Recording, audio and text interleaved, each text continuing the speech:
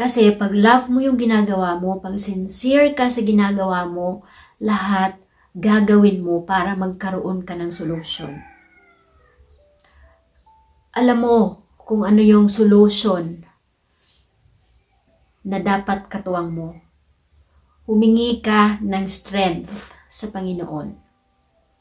Dahil ang Panginoon lang ang makapagbibigay ng saganang strength para sa atin, para maipagpatuloy natin yung ating gusto ma-achieve.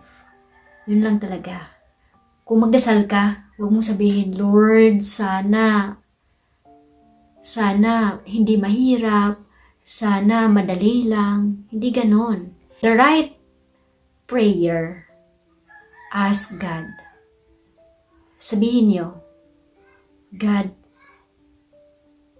help me na kakayanin ko. Help me how to handle the struggles. Yun lang.